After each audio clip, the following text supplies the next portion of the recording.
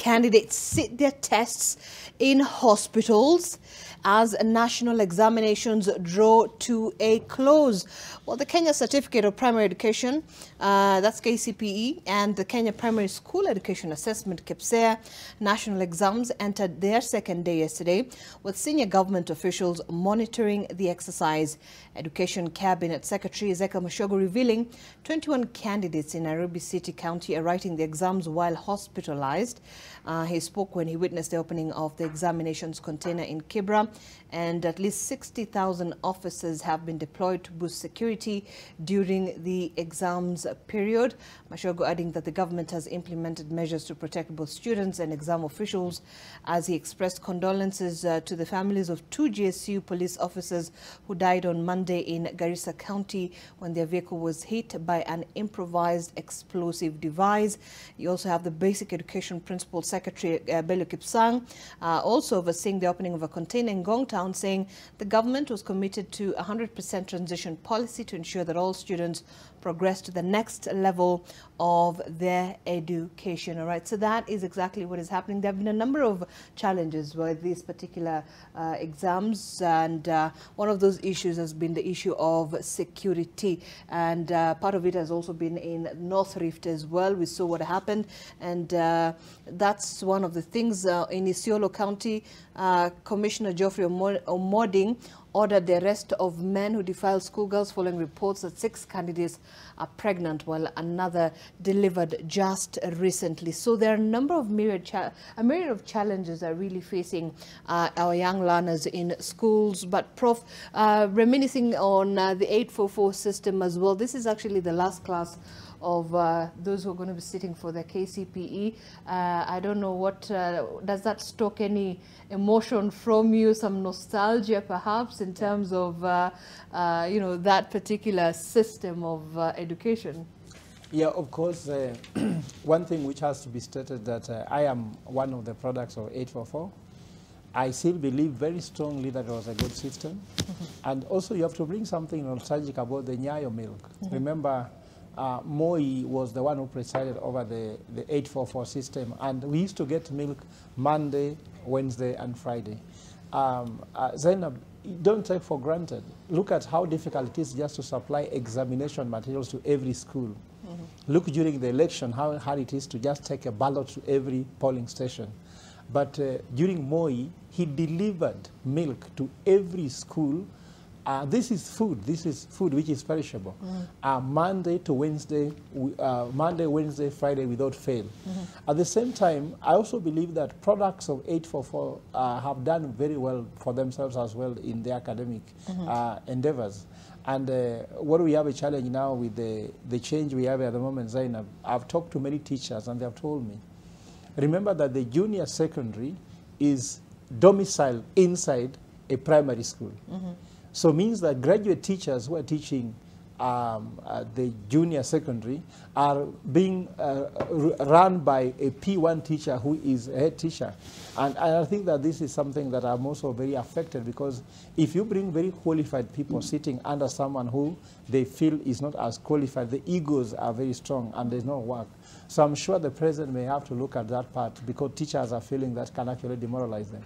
But nevertheless, 844 system, it was fantastic.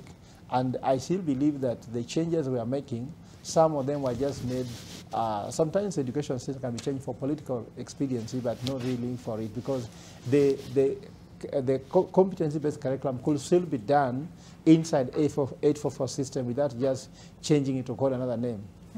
Yeah. So you feel that the transition to this new CBC, this new curriculum, was not perhaps in the right way, or is it just, is it a good idea but done for it was a good idea. reasons? The issue of having what's called about the issue of training the head, training the heart, training the soul, and also training people to be psychologically mobile, physically mobile. This one was 360 degrees training. This was a good vision, could be done. But I'm saying the implementation, remember, first of all, the junior secondary was not supposed to be put it was supposed to be separate, but then later, afterthought, because of resources, it was brought back. So there are so many things that can be thought about. Of course, Zainab, every time a system begins, we cannot blame everything. We have to see what have we learned and what is it that can be improved. There is no tool that is sharp from the beginning. So I'm just trying to state that a few things still can be done from the lessons we learned, like I've told you. Teachers' morale, and of course the infrastructure needed for this was supposed to be much bigger. How many classrooms have been built? So much more can improve, and much more has been done already. All right. Yeah. Bashir, I mean, we've seen what's happening in, during the exams, quite a number of challenges, but still going back to the issue of, the education system. Sadly, many say that it was necessary. However, there were still challenges in terms of addressing issues like what the Prof is saying, infrastructure issues and even security issues. I mean, you have the issue of the teachers were interdicted from Northeastern because of saying they don't want to go and teach in that part of the country. I think, let me firstly say, I wish to start by wishing all the best to the candidates who are sitting for the exams. The second thing is that this is the first national examination under the present regime, and especially under the current Education Cabinet Secretary, Mr. Machogo. The other thing is that this examination comes at a time when, it's true that this is a time when various candidates across the country have been affected by insecurity and also by the rains that are now getting out to various parts of the country. Right. Yesterday, I think in places like Baringo, there was insecurity that affected the learners. In places like Wajir, there was actually a frustration that was met on them as a result of flooding. I think these are serious issues that are now that the students have to grapple with, and also with the security apparatus in terms of them trying to deliver the examinations in time, and even looking at what was witnessed on Monday in Northeastern when an attack was done and 2 gallant soldiers have lost their lives. Right. So I'm saying, for me, there are various challenges, but that should not deter us from pursuing this particular examination. On the question of whether this is a timely one in terms of seeing that now we have this is the last cohort in terms of the 844 system, I will say that indeed it's a good system. I will not say it is the wrong time, but I think it's a system that needs much more improvement in terms of the infrastructure and how we train our teachers. Right. I will say that some countries like Pakistan are said to be regretting why they never incorporated such a curriculum within the education systems about 7 years ago. Today, they are regretting why they haven't appreciated it. So it's a good education.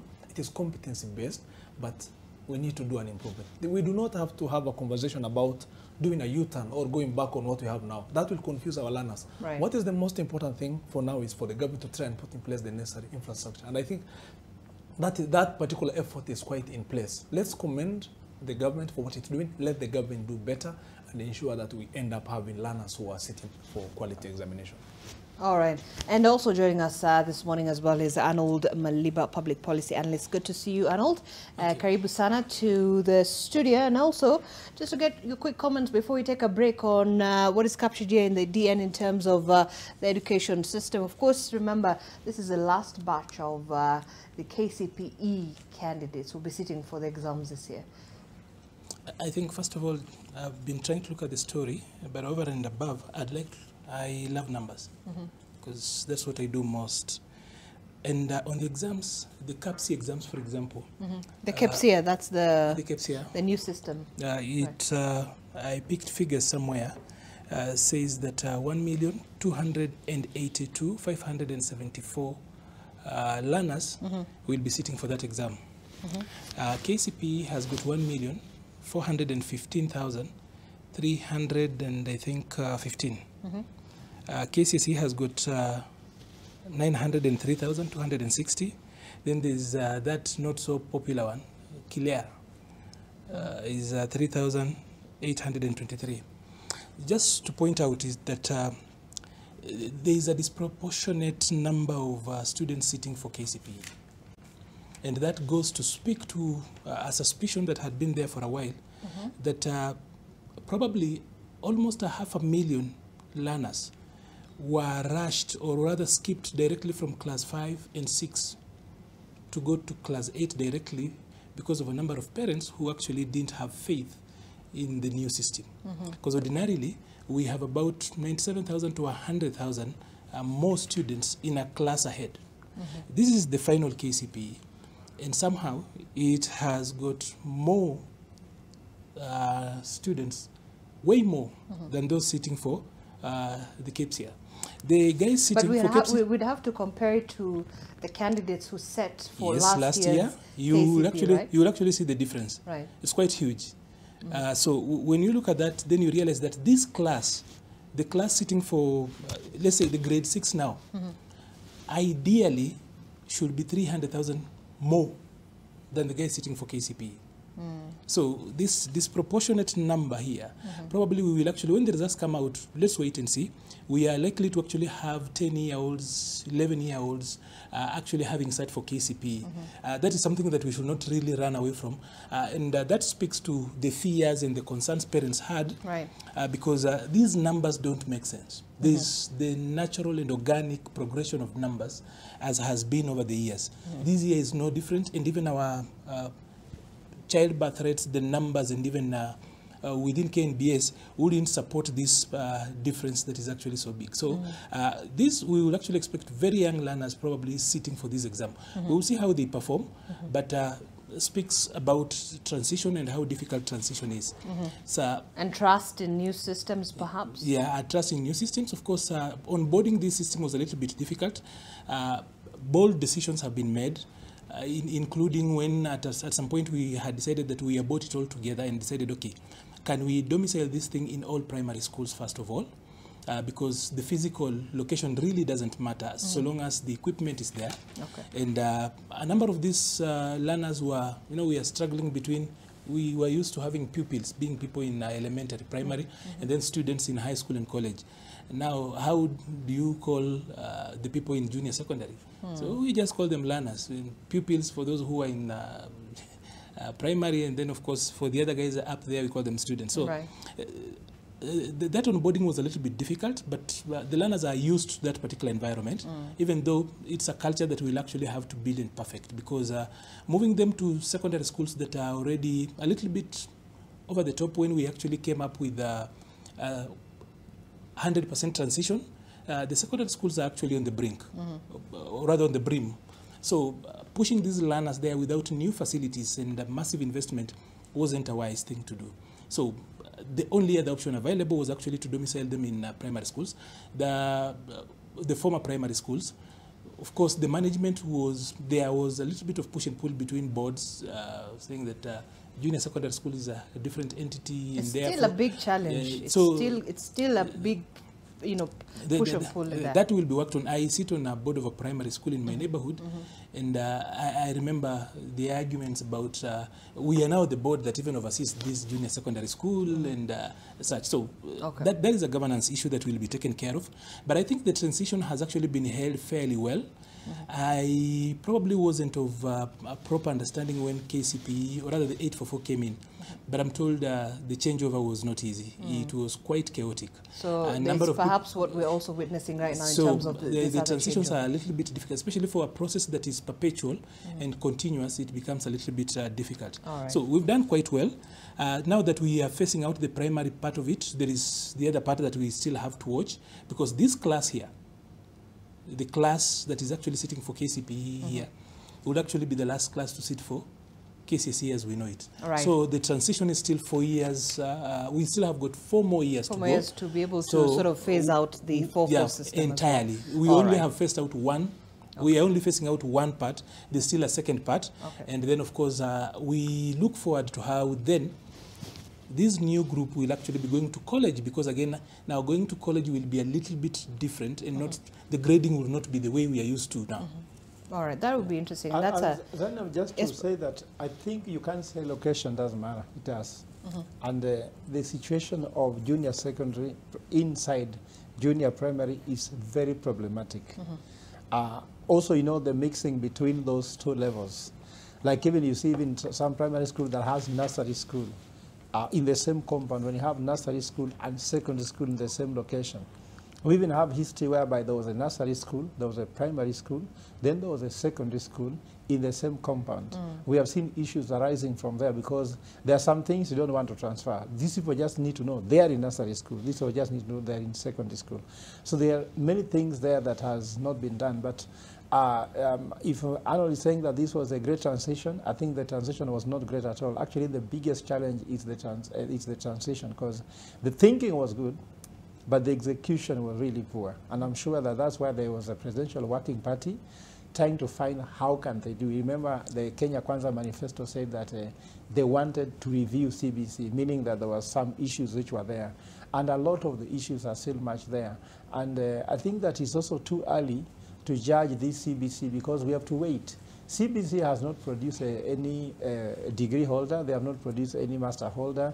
They have not produced. But you can agree that it is a system that has been, given accolades by educationists across different parts of the world as well, in terms of the way that things need to be done, because it's really giving learners the competence that they need, instead of just being what many have termed as this exam-oriented kind of a system that we picked from, the colonial era. Yeah, but you see, remember, Zainab, my concern is that there's what you call academic learning, which is head, affective learning, which is about heart, but also spiritual learning, which we know you can produce doctors, you can produce lawyers, like my friend here, but some of them have no values. So the execution of that is a challenge, because if you're a brilliant lawyer, do you use your law for the good of your country? If you're a brilliant doctor, do you use your medical knowledge for the sake of your country? And I think that the thinking has not gone into that. What we lack as a country are national values, much more than academic values. But isn't it part of the new system? Yeah, but I'm saying the execution of it. Because who is teaching them these things? Who is inculcating these things in them? And also this mix-up. You can't give what you don't have. The corruption which has been there in secondary school with the food and the school fees, primary school, these are the same people now trying to transfer the same thing to them. I'm trying to say that the whole ecosystem, if you go to places like India, they have tried to do that to really merge their education and their religion. If you go to places like Norway, they have merged the corporate world with the education system. For us, even if they are competent and there are no jobs, we have not looked for, where will they work? Have you linked the Kenyan industry going forward, like in the future of the future of jobs in Kenya, and link to this curriculum? You can, when you are competent and you have nothing to do, it's more frustrating than if you just have no competence. So I'm trying to say the whole ecosystem on how government, the Vision 2030 would work with all these things have not been thought through clearly, and that could be a challenge. Remember, the number of graduates were churned during Kibaki government, when William Ruto was also a Minister for Education, was so huge, university graduates, and because there were no consumer of jobs, when so many universities came up, the frustration among the young people have gone up because they are educated, they are graduated.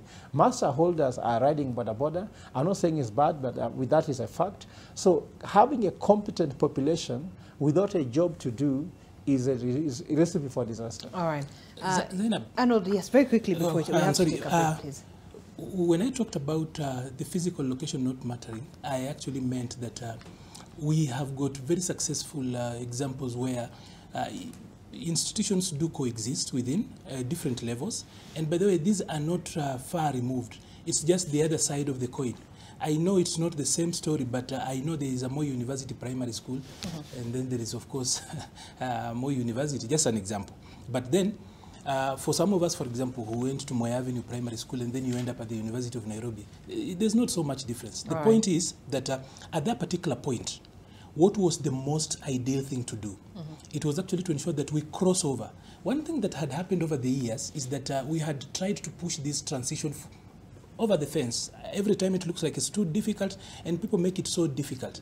For me, the Presidential Working Party on the CBC literally found nothing, because all the proposals they make are reactionary. You cannot pick a few weeks going around the country and then you trump science. We're talking about science that actually was used to develop CBC over the years by technocrats. So you pick a few guys who come in and they just come in and throw around stuff. That is why if you look at that particular statement, it will actually throw us into chaos, or rather that report by the Working Party will throw us into chaos. That's why it's actually on the shelf, because they totally didn't make sense. You do not pick people, he's an academic, so he would know. You don't pick preachers from elsewhere. People just come in and you pick every sentiment, put it in a report. But isn't that the exact same thing that they did? They went and picked that's what I'm telling you. That is why it's on the fence, because some of the proposals they are making are actually against the science that informed how CBC is actually here. All right. So, just to let's- note, there's what we call Bloom's model.